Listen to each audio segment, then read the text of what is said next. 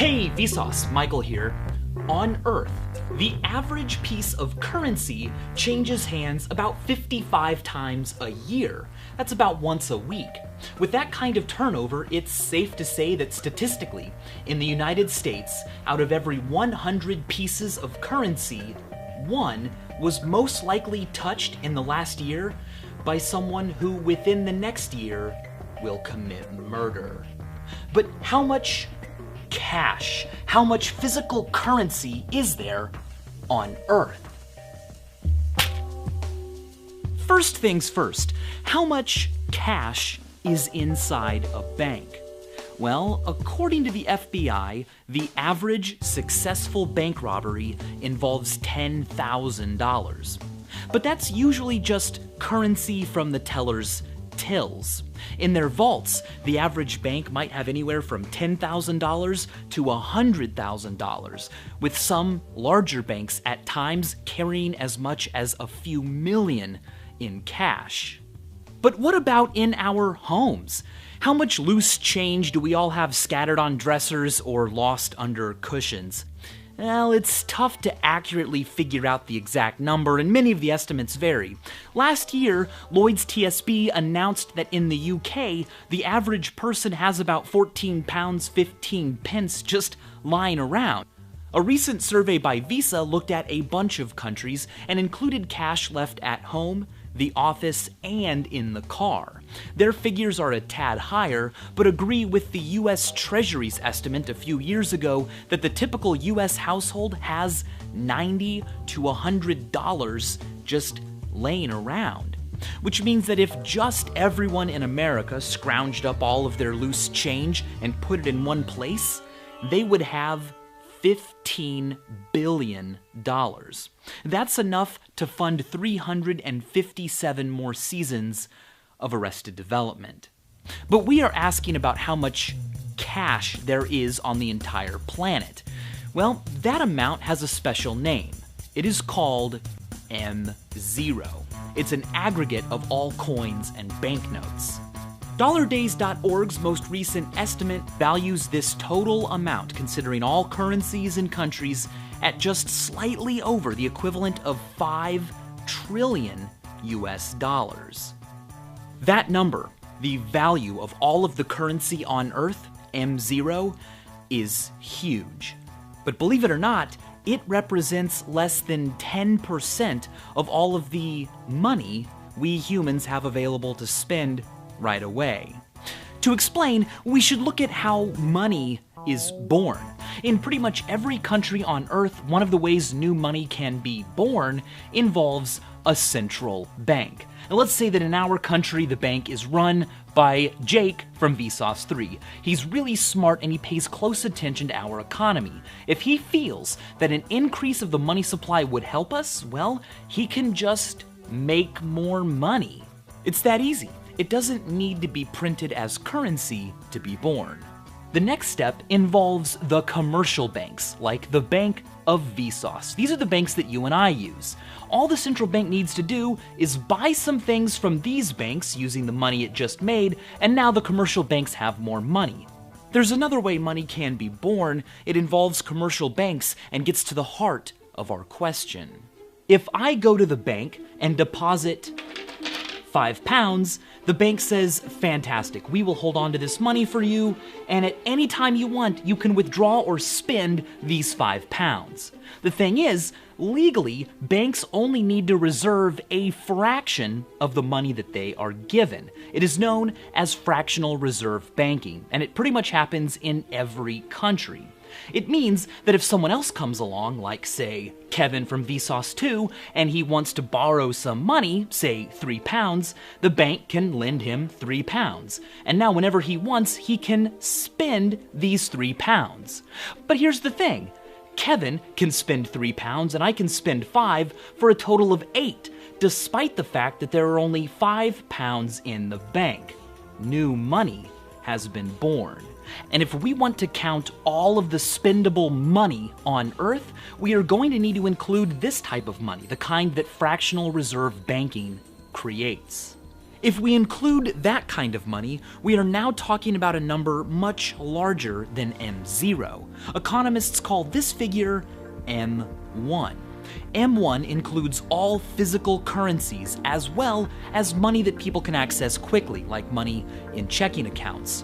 Globally, across all countries and all currencies, M1 is estimated to be the equivalent of 25 trillion US dollars. M2 is an even broader definition of money, and it includes things that you can't necessarily spend right away. For instance, savings accounts or CDs under $100,000. M2 globally is currently estimated to be the equivalent of 60 trillion US dollars. Finally, M3. This is a broad definition of money that includes all currencies, banknotes and coins, checking accounts, savings accounts, small CDs, and really big long-time deposits. In the American economy, the Federal Reserve doesn't even report this figure anymore, but as a measure of eventually spendable wealth, it's real, and if we consider M3 the global money supply, that gives us a figure that is equivalent to 75 trillion US dollars. Of all that money, how much of it is yours? Well, last week over Twitter, Mark Bodie introduced me to globalrichlist.com. Enter your salary and figure out how you stack up against everyone else on Earth.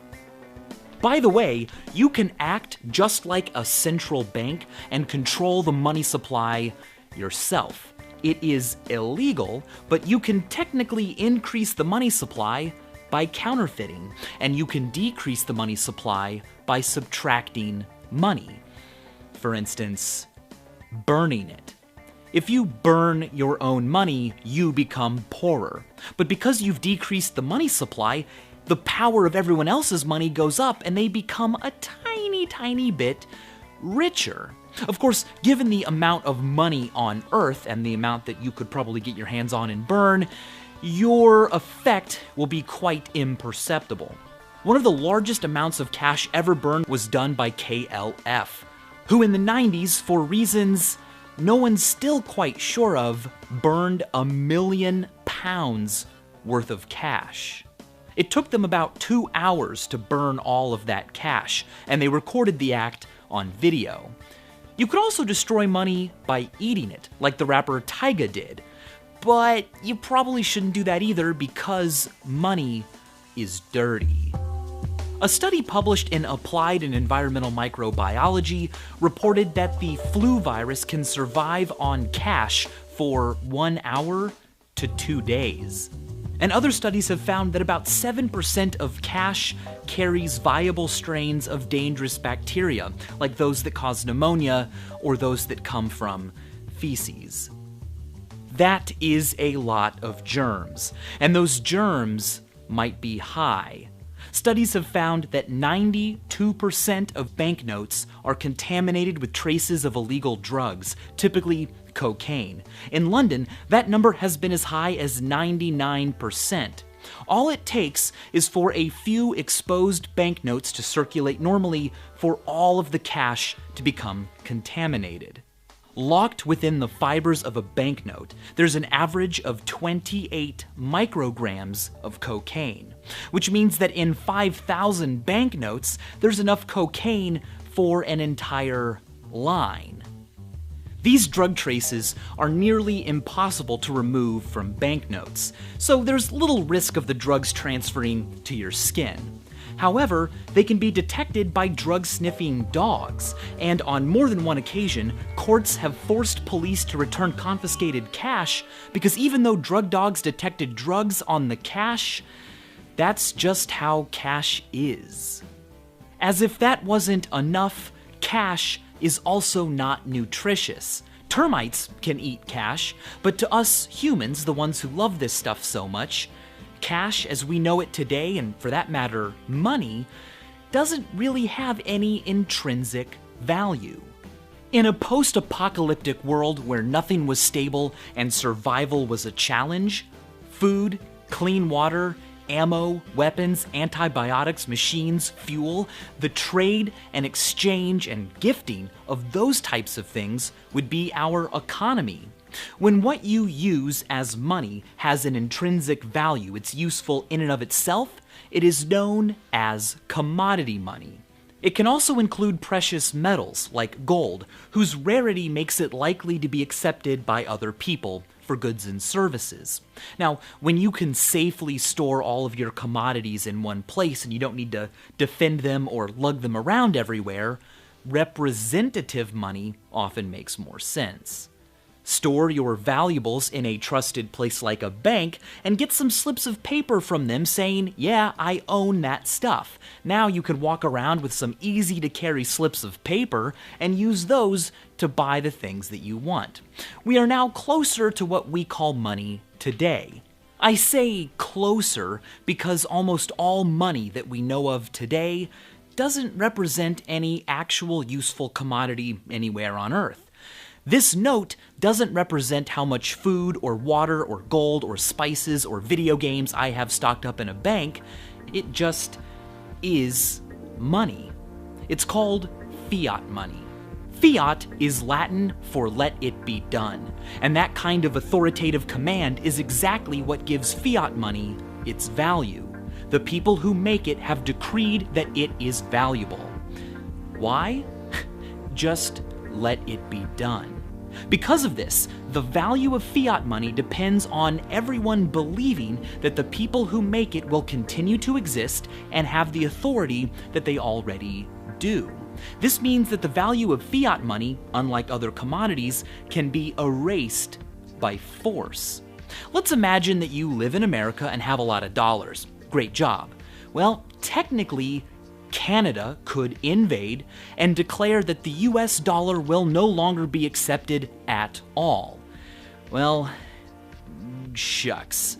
You now have a bunch of paper, which at best is an incomplete deck of famous American flashcards. The important distinction here is that invading Canadians could technically erase the value of fiat money, but nothing they said or did could make a commodity like gold less valuable. Other countries would still be glad to take your gold and in return give you their own still valuable currencies. No amount of force or authority or laws or rules can make a commodity like potable water any less important to drink or gold any less rare. On the other hand, the value of fiat money depends on our beliefs, what we think. So long as we all believe that fiat money is valuable, it is. This happens all the time. What we believe, what we think we know, can actually cause those things to become true. Actual people, real objects, the way the universe works, and deities like Zeus can exist all by themselves, whether we know about them or believe in them. But some concepts require us to believe in them for them to be real. And if no one believes in them, they literally aren't true. It's called the Tinkerbell effect, and the value of fiat money is an often cited example. But what's really cool is the fact that there are situations where our convictions can actually destroy the very thing we believe in. It's called the reverse Tinkerbell effect, and it describes a situation where as more people believe something, that thing actually becomes less and less true. For example, the idea that driving a car is safe. As more and more people believe this, more people will go out driving, and they are likely to drive less cautiously, ironically making driving less safe. Another example would be the idea that in an election, your vote matters. As more and more people believe this, more people will go out and vote, and the individual weight of each vote will go down. It took hard work and tools to build civilization and find cures and explore our solar system. But we should keep in mind that without doing anything at all, we are still capable of creation. By merely believing in something, we can make it actually, truly real. Other things can actually be destroyed if we merely believe in them. Can you believe that? And as always, thanks for watching.